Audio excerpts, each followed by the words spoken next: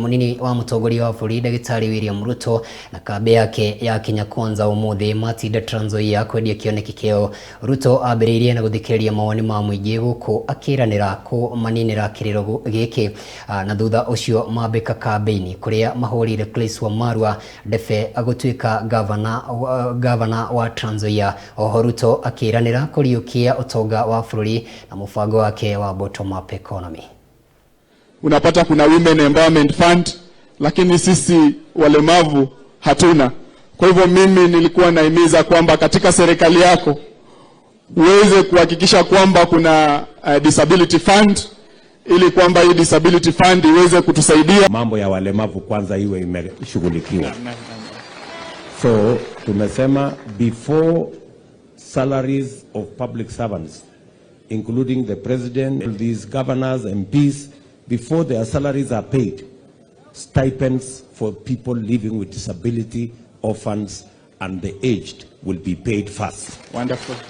Tunaelewana? Yeah. Na sasa ndio itaondoa hiyo changamoto yote ya kusema ya kwamba pesa ya NHIF imechelewa, mtu mlemavu anaenda hospitali, anakosa matibabu kwa sababu ile cash transfer ilichelewa. Tumezunguka mahali kwingi kwa forum kama hizi.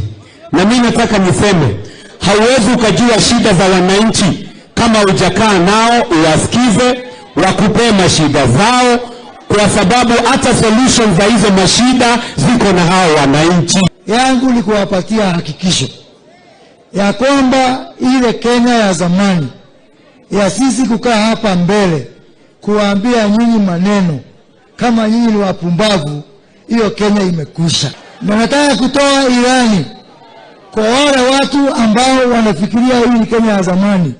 Serikali imepinduliwa na serikali iko mikononi mwa raia. Na sisi tunataka kusema hii maneno ya kuongea na nyinyi sio maneno ya kampeni na sio maneno ya siasa.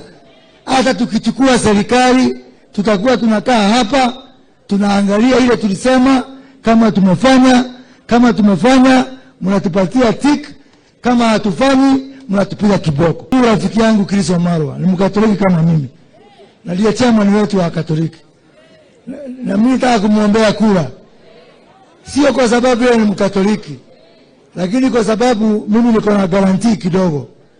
Najua huyu ameoa huko kwetu, so kama haperform kwa watu wa Trans Nzoia, niko na pahali nitamkamatia chini. Lazima ipatikane mbolea kwa bei mkulima anaweza kugaramia. Na mimi nataka nitangaze nikiwa hapa Kitale ya kwamba bei ya mbolea tutaiteremusha kutoka shilingi 6,000 saa hizi mpaka ile tulijua ya shilingi 2,500. That will be the price of fertilizer going forward beginning this year. Serikali ya Kenya Kwanza tumesema agenda yetu ya kwanza tunaweka bilioni 100 ya kwanza katika kupanga ajira ya vijana wa taifa letu, wakiwemo vijana watatu wa huyu mama Florence. Nyinyi mnanielewa? Tunataka kujenga nyumba hapa, housing units 5,000.